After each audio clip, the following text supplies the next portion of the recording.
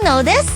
Almost all major companies developing solid-state batteries around the world are betting on the same technology route: sulfide-based solid-state electrolytes. What makes sulfides so promising? Are commercially viable prototypes already available? And what are the key technical bottlenecks holding them back? Today, we'll break down all these questions in one video. The reason is simple. Sulfide solid-state electrolytes are currently the only solid-state electrolyte route that can achieve room temperature, ionic conductivity on the same order of magnitude as liquid electrolytes, while supporting high energy density, fast charging, and large-scale manufacturing potential. That's why the industry widely considers sulfides the leading route for all solid-state batteries. Let's take a look at the latest progress from the major players across 4 regions: Japan, South Korea, the US, and China.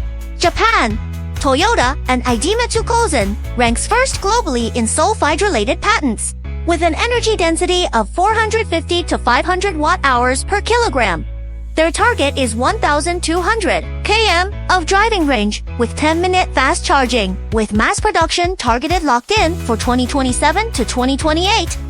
The first vehicle application is planned under the Lexus brand. Panasonic, pursuing both sulfide and oxide routes, without solid-state battery energy density exceeding 500 watt-hours per kilogram. The company is closely partnered with Tesla and plans to supply high-end EV models from 2027. South Korea, Samsung SDI. In July 2026, it announced a long-term investment of 25 trillion Korean won, confirming plans to mass-produce sulfide-based all-solid-state batteries at its Ulsan plant in the second half of 2027. Volumetric energy density is expected to reach 900 Wh, with 80% charging in 9 minutes. Initial applications will target humanoid robots and premium EV. LG Energy Solution plus SK On. Both companies have been working on sulfide-based technology for years. Their pilot lines are currently in operation, with small batch vehicle applications targeted around 2028. US and Europe. Solid Power, backed by investment from BMW and Ford.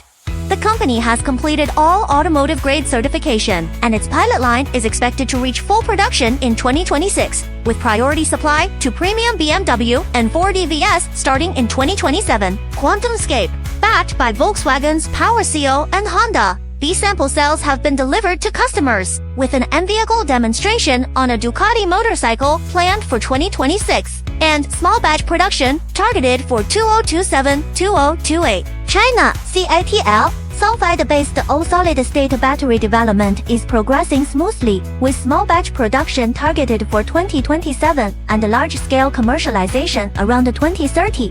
BYD, its sulfide pilot line in Shenzhen's Pingshan district is already operational, while a 20 GWh mass production line is under construction in Bishan, Chongqing. Small batch vehicle applications are targeted for 2027, alongside validation for the E-Platform 3.0 and the DMO hybrid platform. Ganfeng Lithium, the only company in the world covering all 3 routes, sulfide, oxide, and polymer. Its 500 Wh/P autogen sulfide-based cells have already entered small batch shipments, with a target of GWh scale capacity in the second half of 2026.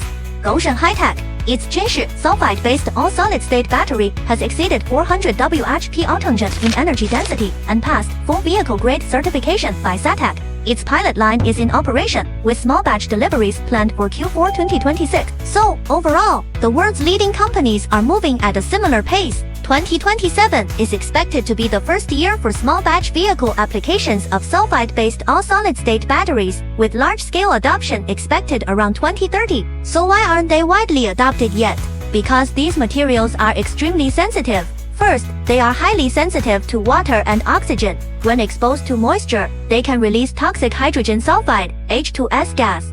That means the entire factory needs an extremely dry, highly controlled environment, making the investment in a single production line extremely high. Second, the production yield remains low. While lab-scale samples perform perfectly, problems easily emerge when scaling up to mass production. You might make 10 samples and have 3 fail. Third, they are expensive. The core raw material is more expensive than gold, and the current cost of producing one battery can be 4 to 5 times that of a conventional battery. These problems cannot be solved by a single piece of equipment. They require coordination across the entire production line and process. What Boyee is doing is providing mature sulfide solid-state electrolyte production line solutions, from nitrogen-protected ultrafine grinding at the front end, to full process atmosphere control. Follow Boyee. We don't just talk about the technology, we focus on how to actually manufacture it at scale. Next time, we'll take a closer look at what equipment needs to solve for large-scale sulfide solid electrolyte production.